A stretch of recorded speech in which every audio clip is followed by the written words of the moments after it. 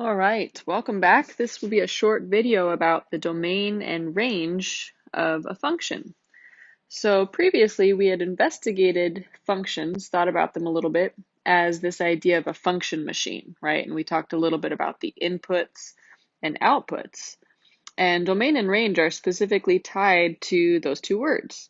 So if we understand the input of the function to be what you stick in, right? Typically we call that variable x. The domain is tied directly to the input. So maybe more specifically, I'll define the domain of a function as basically it's going to be the set of allowable inputs. So the domain of a function can be described as the set, so in math we use sets quite a bit, of allowable inputs. And we'll get to look at some examples of restricted domains, right? Because you might think, well, can't you stick anything into a function? And the answer is it actually depends on the type of function. So domain is tied to the inputs. So that probably helps us understand then that the range would be tied to what comes out of the function. We typically call that y or f of x. And that set of values would correspond to the range of the function. So let's give range a definition here also. We can describe then the range of a function. The range, sorry, having some trouble there writing it, of a function is the set of associated outputs. So the range of a function is the set of associated outputs, so associated with the domain. Cool. So that still may feel a little theoretical in terms of definition, so let's kind of break that down to some actual examples real quick here. And then we'll see how we're doing. So we're going to be notating domain and range two different ways. You saw me use this word set, right? I described it as domain and range are both sets. And so I'll provide two different options for writing out the set of values. Okay, let's start in with just a graph. A lot of times, as you've probably already learned, I think pictures are so helpful. So let's go ahead and graph a common function. I'm going to pick on a super friendly function that we've actually looked at already, which was just our quadratic function. So y equals x squared, and I'm just giving you a rough sketch of its graph. We could use technology to make a better graph, but let's just say this is f of x equals x squared. So let's approach this again, talking about the domain for starters. And with this function, basically whatever you're sticking in, the rule of the function says you got to be able to square it, right? So when you think about squaring a number, are there any restrictions on squaring, like any problems? And I'm thinking about, negative numbers, zero, positive numbers, any number I can imagine, squaring it, right, should be no problem. So it turns out in this context, the domain is all real numbers. And you've probably heard it described that if I graphed this function on a bigger coordinate plane, right, I didn't even provide a scale here, it's basically saying these ends, left and right, will keep going forever, right? The further out on the function I go, they will continue moving in both directions. So on our number line, we understand that the further left we go, that's approaching a negative huge number, which we call infinity, so a negative infinity. Similarly, on the right side, we keep approaching bigger and bigger positives, so we refer to that as positive infinity. So in a function like this one that we've graphed here, probably the easiest way to describe the domain would just be from negative infinity to infinity. Okay, so that is what we call interval notation. It's describing the interval of values. And that's handy. We'll definitely use that a fair amount. But you could also notate the domain by saying any value of x is allowed such that, so in math we can use a vertical bar to kind of imply such that, and then I'm just going to say such that x is a real number. And we could even describe that a little bit more fancy if we wanted to, but let's just write it out in words. So that would be another way to describe all real numbers. And this is what we would call the set builder notation. So my guess is you've likely seen one or the other, or perhaps both of these notations. They are both equally great in my mind. One's not better than another, but it's probably normal for you to have a preference. So maybe by the end of this video, you might know whether you tend to prefer interval or set builder. I'm going to continue using both just to get us comfortable with both, and then you can decide what you like. All right, now for the range, we started talking about range as the outputs. So let's identify for this function that's graphed what allowable outputs there are. So that's going to be tied to y, which is, again, vertically. So I should be good and label my horizontal and vertical axes here. So in the y direction, now you might notice that it's not going to be quite as expansive as the domain, because I actually don't touch any values down here for y, which means my range doesn't include anything in the negative direction, right?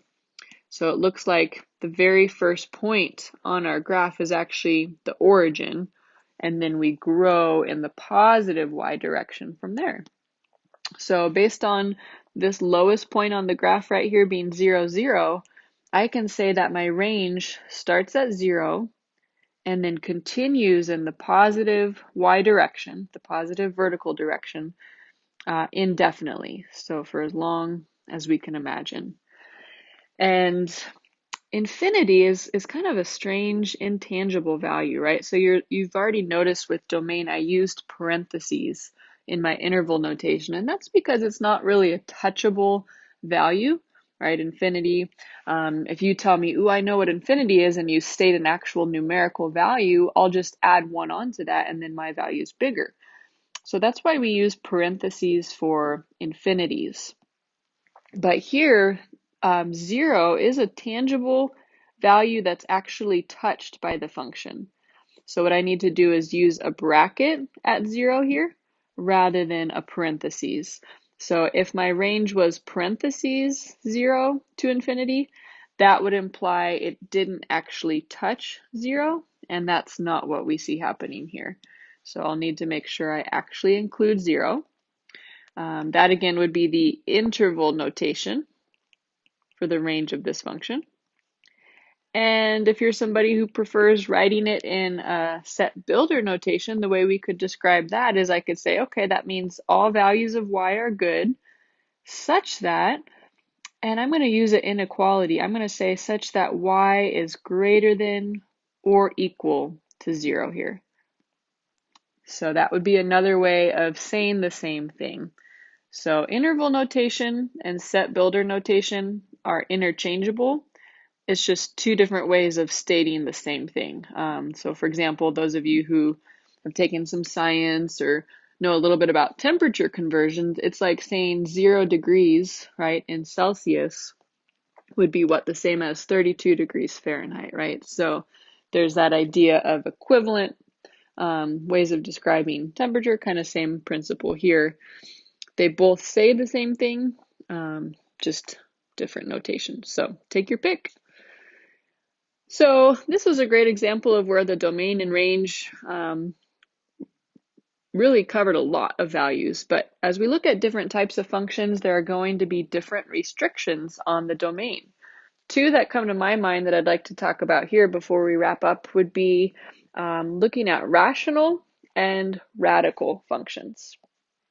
So let's look at one example here of the function f of x equals, how about we just do 9 over x plus 3.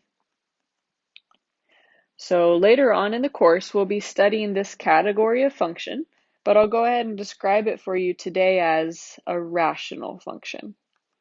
Rational is basically a fancy way of saying it's a fraction. So rational numbers include like fractions. Um, so when we have rational functions, the immediate concern regarding the domain is in this function, it's possible to divide by 0, meaning there's an x value that could cause us to divide by 0. And as we know, that's problematic, right? So the issue with rationals is watch out. We cannot divide by 0. Oops. Cannot divide by 0. So what I like to do with rational functions is figure out what would make the bottom equal 0 and then just throw out that number from the domain.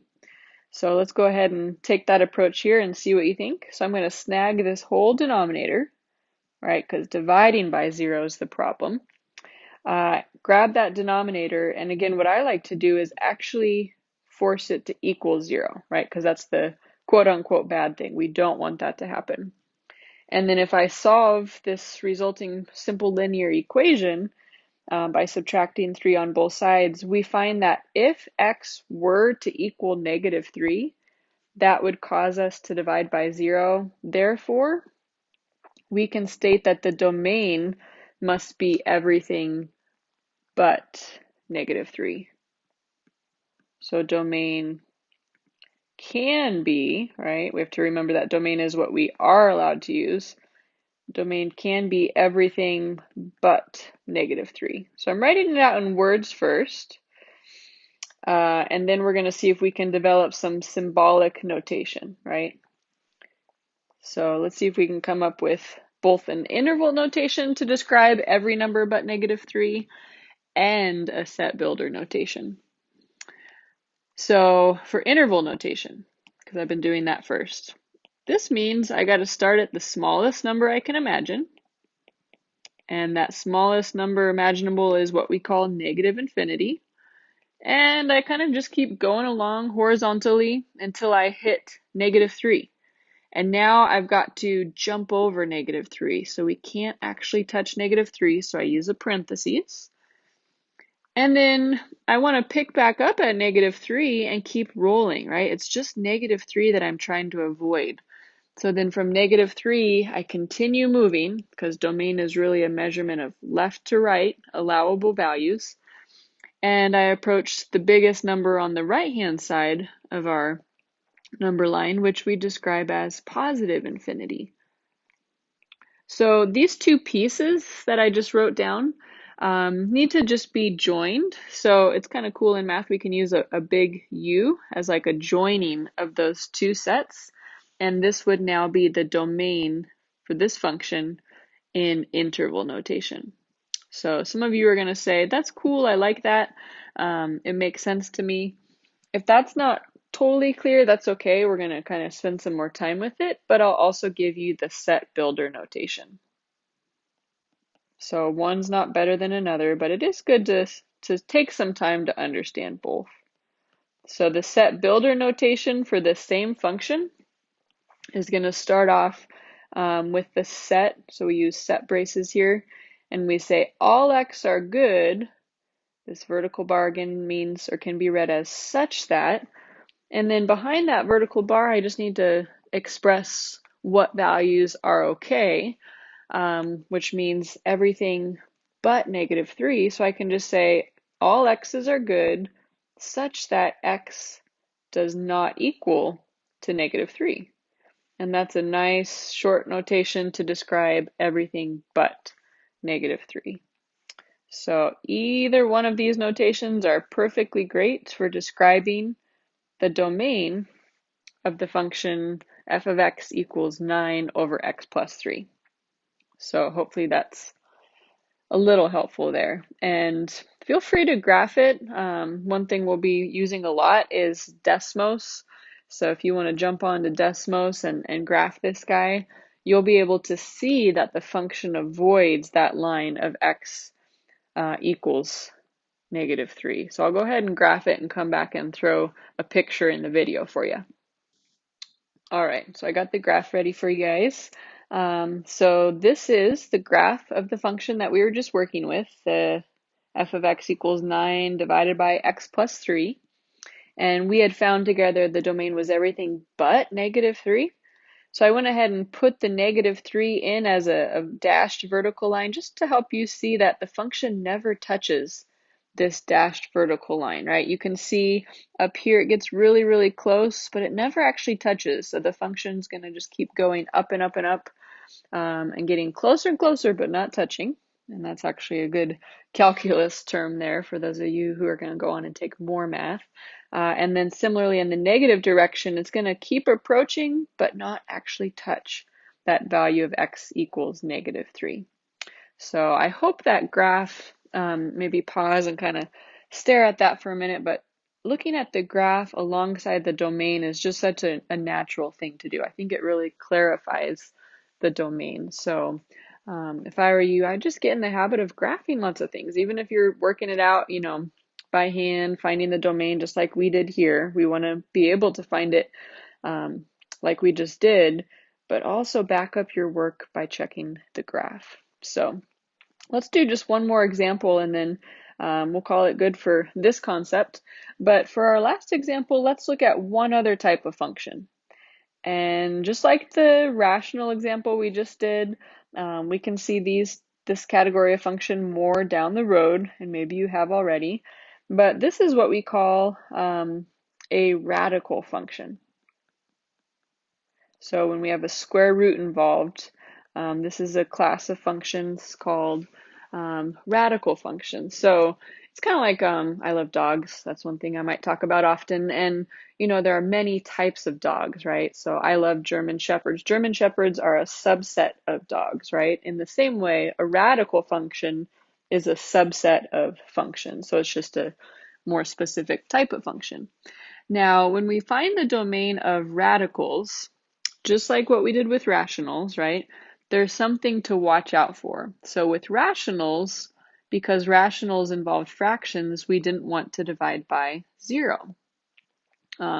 Because division by 0 is undefined. I didn't even state that earlier, but right, if you grab a calculator and take 9 divided by 0, it will normally even give you that same error message. Some calculators say undefined. Some will say error, you divided by 0, right? So there's something to watch out for. And with radicals, the thing to watch out for is we never want to have a negative under the square root.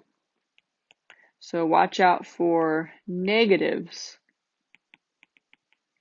under the square root. And if you stop and think about it, it actually does make a lot of sense. This is something you've probably thought through before. But what does the square root really mean, right? So for example, the square root of 4, what is that equal to?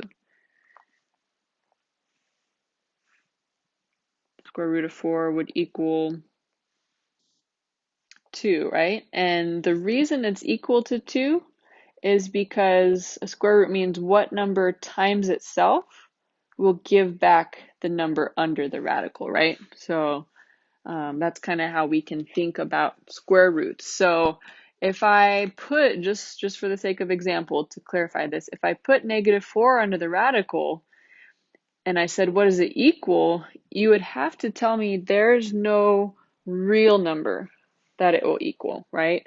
One thing we'll talk about as time goes on is there are numbers called imaginary numbers, and that doesn't mean they're pretend and they don't matter. They actually have a lot of real life examples, but it's different from the real numbers. So all I'm going to say here is this is imaginary because no real number times itself can ever equal a negative, right? We know a positive times a positive is a positive, and a negative times a negative is also positive. So no real number times itself could actually equal a negative. So for that reason, when dealing with specifically square roots or any even root, we cannot get a negative under that type of radical function.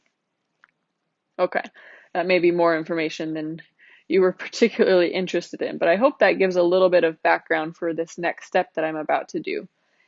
When I'm looking for the domain of a square root function, what I like to do is just snag the insides, the stuff underneath that square root, and set it as an inequality. And the reason it's an inequality is because we said we don't want it to equal negatives, which means it needs to be kept greater than or equal to 0. 0 is no problem in this case because the square root of 0 is just 0.